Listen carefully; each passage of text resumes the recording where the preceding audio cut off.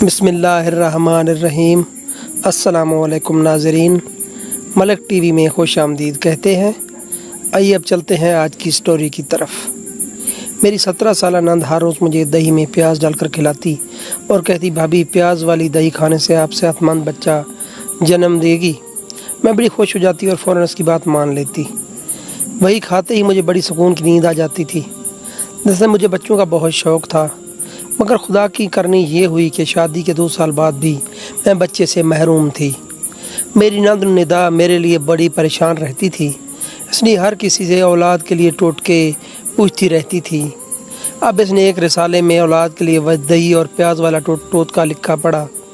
मेरा शौहर जब घर आता तो निदा अपने भाई से कहती, अब आप बच्चे की तैयारी कर लें, अब तो भाभी उम्मीद से हो ही जाएंगी। मगर मेरी दुआ सुनी ही नहीं जा रही थी। मैं इस परेशानी में घुलती जा रही थी। अब तो मेरा शौहर भी मुझसे बेजार रहने लगा था। वो कहता था कि तुम उम्र से ज़्यादा बड़ी लगने लगी हो, तुम में तो कशिश ही नहीं रही है।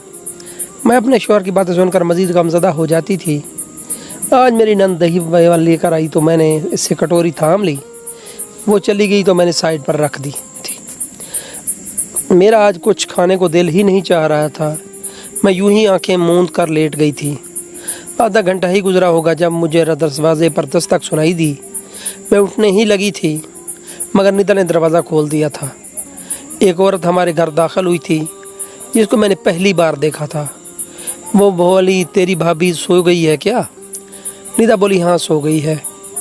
इसको मैं दही में बेहोशी की दवा मिलाकर जो सुला देती हूँ।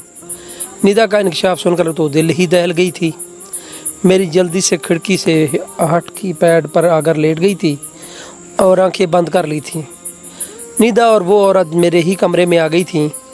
निदा बोली, पीरनी जी, भाभी पर ऐसा दम डालो कि बिस्तर से ही लग जाए, इसकी हड्डियाँ भरा भरी हो जाएं और ये अल्लाह को प्यारी हो जाए। निदा की बात सुनकर तो मुझ पर कपकपी तारी हो गई थी। वो औरत अपना मंतर शुरू कर चुकी थी, जबकि मैं दिल में आयतल कुर्सी पढ़ती जा रही थी। 15 मिनट बाद वो औरत मेरे कमरे से निकल गई थी, जबकि मैं अब तक कांप रही थी। निदा मेरे साथ ऐसा क्यों कर रही थी? शाम को मैं उठकर अपने काम काज करने लगी थी कि जब निदा भाभी भाभी करती ना थकती थी। रात का खाना तो हम तीनों से मिलकर ही खाया था, मगर हर रात की तरह आज भी निदा मेरे लिए और साजिद के लिए दूध ले आई थी। निदा पर मुझे ज़रा भरोसा नहीं रहा था, इसलिए इसके जाते ही दोनों गिलास दूध के बहा दिए थे। साजिद मुझ पर गुस्सा हुए तो मैं बोली, दूध ख़राब था इसलिए गिरा दिया था। साजिद तो सो गए, मगर मैं सो ना सकी थी, क्योंकि मेरी आंखों के आगे आज वाला मंजर घूम रहा था।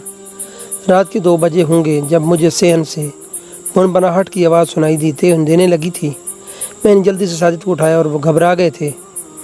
मैंने इनको खामोश रहने का इशारा किया और हम खिड़की में जाकर खड़े हो गए। तब निदा की आवाज़ सुनाई दी। वो बोली, अम्मी, आपका बदला मैं साजिद और उसकी बीवी से ले रही हूँ।